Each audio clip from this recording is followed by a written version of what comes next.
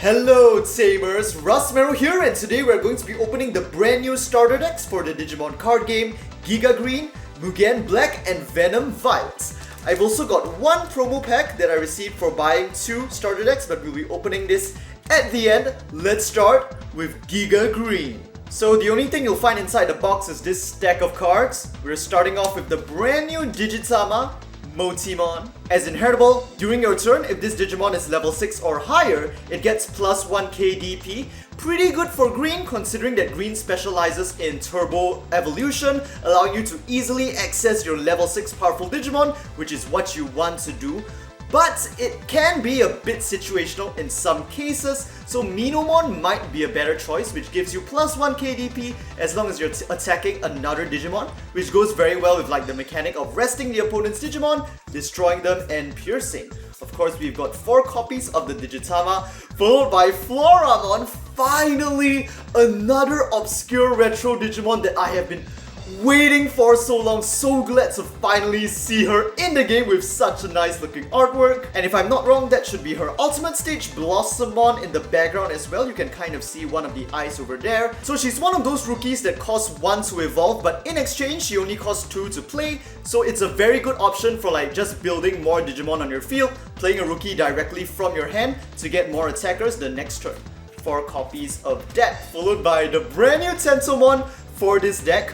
When played, reveal the top card of your deck, and if it's a Digimon, add it to your hand, otherwise return it to the bottom of your deck. So quite similar to Palmon, but with a much more expansive search range that's a bit reminiscent of like the 2-cost Izzy from the first booster. And here we have the brand new Palmon, another 0-cost rookie, only inheritable. When this Digimon attacks, if it's attacking an opponent's Digimon during this turn, this Digimon gets plus 2 KDP, so very strong support for green that really goes for the resting and attacking.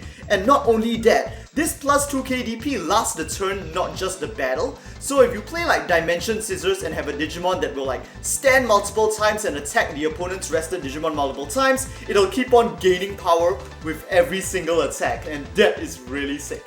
So 4 copies of Palmon, followed by Kunemon, just a vanilla. 4 cost to play, 0 evolve, 5 KDP. Not bad, I love Kunemon. Here we have the new Togemon, which has the same inheritable as the Palmon we saw earlier. So if you stack both of them, that's essentially a plus 4k when attacking an opponent's Digimon. Very strong. 4 copies of that as well, followed by Kuwagamon, vanilla. Not too fan of the artwork of this Kuwagamon, much prefer the original one. And here we have Kabuterimon, a 1 cost to evolve 5k DP blocker at the champion stage and cost 2 memory to attack, so just a cheaper and weaker version of the blockers we saw in the original starters. Only 2 copies of that, so you'll need 2 starters if you want to get 4 copies of the cheap champion blocker.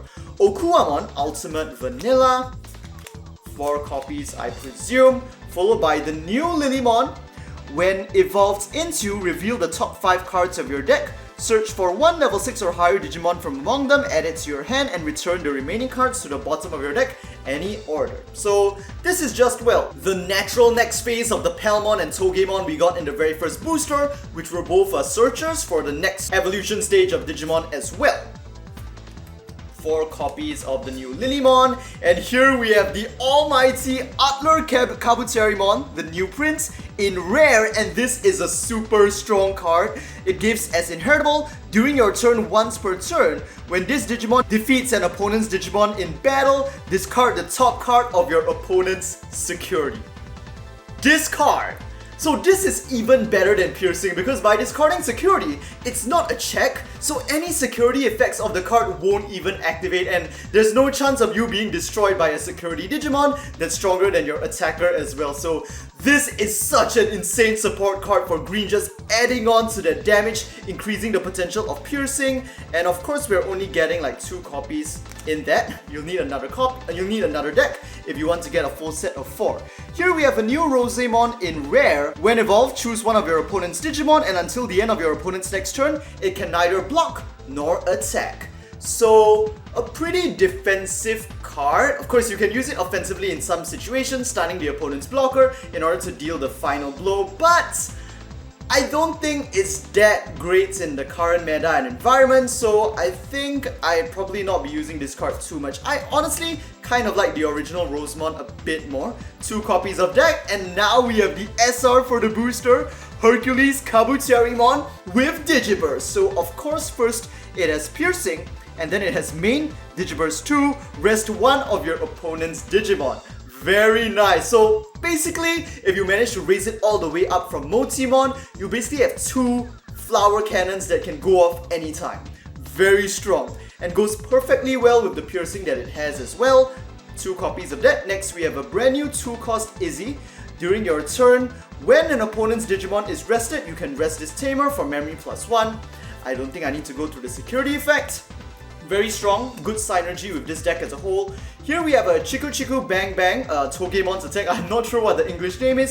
Main, just like Flower Cannon for 2 cost, rest an opponent's Digimon. On security, activate main, and after that add this card to your hand. So it's like a twist on Flower Cannon with a different security effect. Honestly, well, Flower Cannon's security effect is really strong to rest all of your opponent's Digimon that are not blockers. But at the same time, in the early game, that's not like the best effect, especially if it gets checked after your opponent attacks with all their Digimon. On the other hand, Chiku Bang Bang, by being added to your hand after it's checked, actually gives you quite a bit more versatility and flexibility in how you use it. So I think it's going to be a really interesting dynamic moving forward, like whether green users choose to play Flower Cannon or Chiku Bang Bang in their decks, because I can see both of them being like viable in different situations. We're getting 4 copies of that, although I think some people would say that Flower Cannon generally is better, especially if you consider it like clutch saving your life in the end, but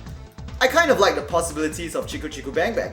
Here we have Giga Blaster for 5 cost, main, return 1 of your opponent's rested Digimon to the hand, discarding all of its evolution sources. So, in a sense, if you play this in a green deck, it's essentially a 5 cost Computer's Breath.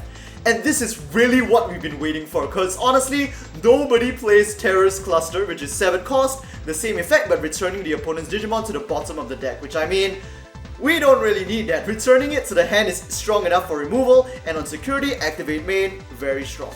2 copies with that. That'll be all for this deck, and we are ending off with yes, the 2 pieces of the memory gauge, which you can use to play with your friends, and finally ending off just a miniature rulebook that they've been including in all the starter decks so far.